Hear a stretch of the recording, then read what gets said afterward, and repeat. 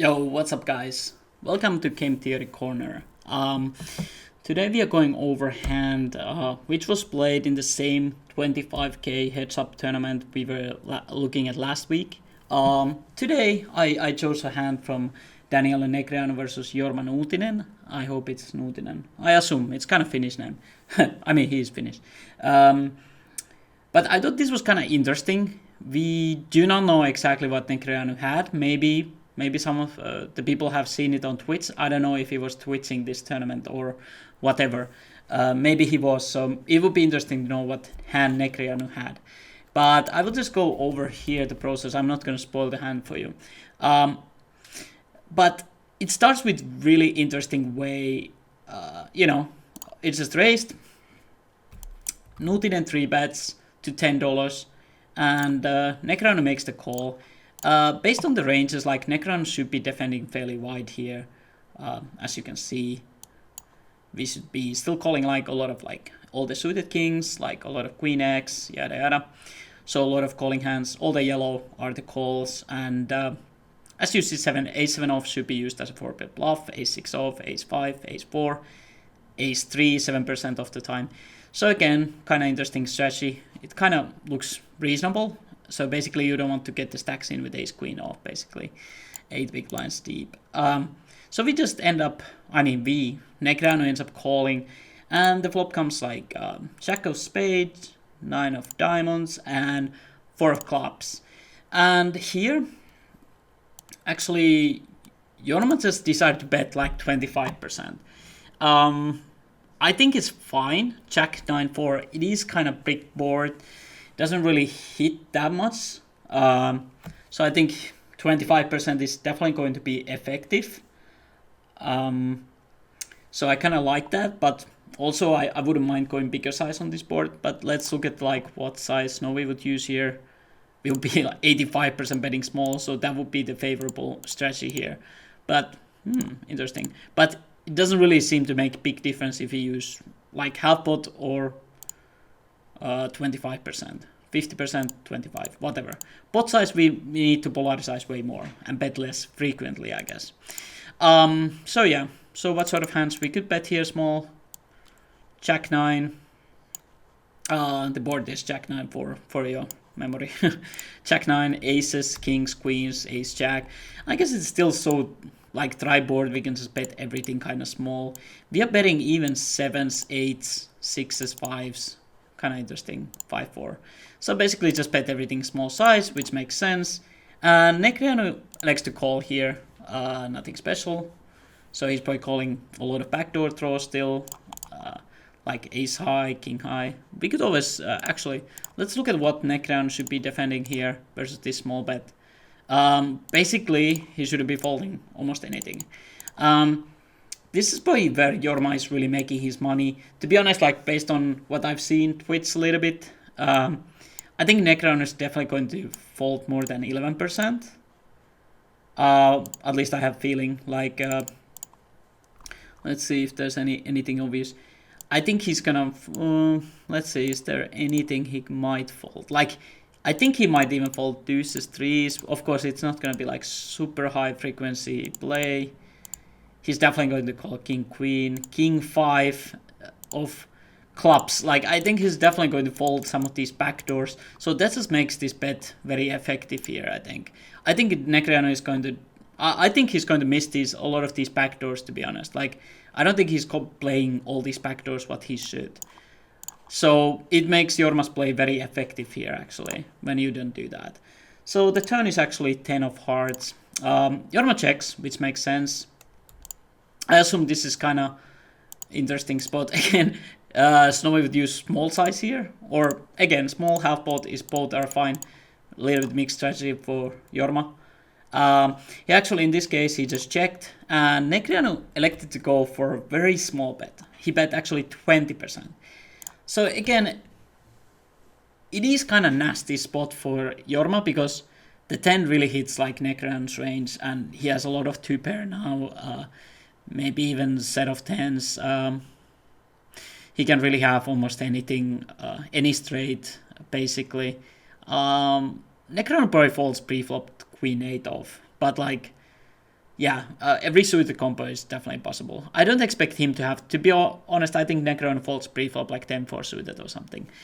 So he doesn't have that combo, but any 10-9 off probably he might even have. So he has a lot of 2-pair combos. So it just makes like Jorma's life kind of tough here. But he does have some raises here. Again, as long as you have the nuts, you can have some raises, right? So he definitely has king queen in his range. Might be even 3-bet every time. I don't know. Depends on the strategy. King queen suited, I think it's definitely a hand you want to 3-bet heads up, especially this deep. So I think he definitely has king queen. He probably has some queen x. He's 3-bet bluffing pre-flop, so those could be used as a bluff too. So he has some bluffs, some 8x probably as a bluff too. So Jorma definitely has some raises here, but not too many. And that's why I feel like it's really tough spot in Jorma's spot. What do you raise here? It's basically only you raise like king queen, the queen x blocker, king 7 when you block the nut. But like as you can see, like even hands like 10s, 9s, where are the aces? Where are the aces? Aces, okay, this way played. Aces is not there. Let's look at it. Is aces even call 2 here? That's what I want to know. So even aces would be call here. Is kings raise? That's interesting. But as you can see, it's like, it's kind of like you have to just call very strong hands. Queens is a mix. Interesting. Where's the kings? Why I don't see kings? So even aces kings is a check call here versus $6 bet to $30 pot. Okay, so this is just fictional pot. It was some other numbers. But as you can see, like here we should be just check calling with aces, which is pretty sick. In this scenario, Jorma just ends up calling, and the river is 8 of diamonds, and this is kind of interesting river again. And Jorma ends up like leading here. So that's kind of funny. So he's telling a story about, well, some 2-pair, I guess. Like some 2-pair he can get value as a block bet. He's telling the story of some 7x, I guess. Maybe some 7x, some queen x. But it's really tough to see any real bluffs in this line. Yeah, it's really tough to see like any real bluffs per se. So he leads out 12, and Negreanu just goes all in. Again, do you see Negreanu even shoving here 7x? That's actually interesting. So Negreanu, I mean, Pokesnovi would just call here 7x. But is Negreanu shoving here 7 versus this lead? It depends how well he thinks Jorma is like balancing his range here. Is he just betting here like sets and block betting like sets and like 2-pair? Of course, then it's like no-brainer shove, right? But of course, even then, like, are you ever getting called by worse? I mean, most likely not. So even shoving like 7x is kind of iffy, because like if you never get called by worse, it's just pointless, right? I mean, I think Jorma is gonna lay down pretty much everything here, to be honest. Like, I don't think he's gonna call Negreanu's jam here anything other than queen, to be honest. It sounds kind of silly, but yeah.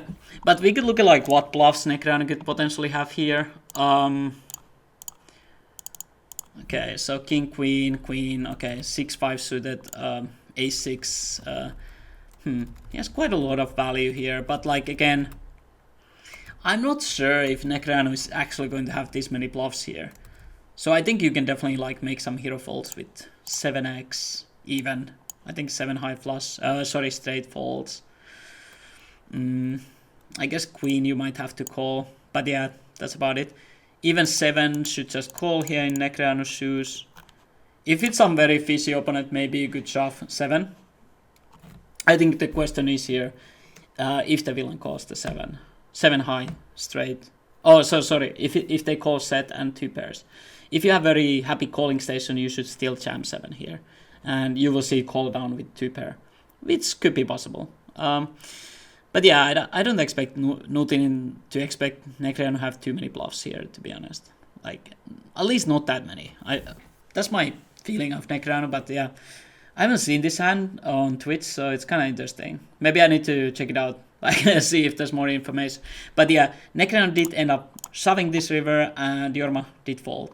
So I thought it was kind of like weirdly played from both, but again, this small bet size makes sense. 8 is kind of good river for Jorma again. When he check calls the turn, there's a lot of hands he could lead, like small for value, or as a blocker bet, or even value bets. So it kind of makes sense. Although, again, Jorma's range looks like he has something. Every time he has something. It's not like he has some throw which missed. Maybe ace-king. Maybe that's like the only hand, like, seriously, which missed and could be bluffing. But again, if he was bluffing, maybe he should go like bigger size if he's trying to rip the nuts or something. So kind of interesting. But maybe Jorma plays the whole range, like just betting 33% on this river. Actually, maybe I put wrong sizing. Actually, it should be 14. But yeah, whatever. So basically, maybe Jorma bets the whole range on the river like this. I don't know. But it's interesting how both of these players played this hand. And it really makes you wonder how good these small bets are. And it makes sense whenever these boards run out like this, you can use these small bets and just force the other guy play like super, carefully with their aces, kings, queens. Yeah, it's very interesting. But yeah, thank you for watching. I heard some other WSOP final table would be the next good one. But yeah, I think we will continue, but maybe on some other concept. But I do really like these heads-up hands. It's kind of like something I haven't studied too much, so it's kind of funny. Like, studied too much in the sense of like looking at these with programs, too much. In the end, heads up is the most valuable thing for tournament players, because like when you make it heads up, we talk about big money, right? So it's very important that you actually understand heads up. But yeah, thanks for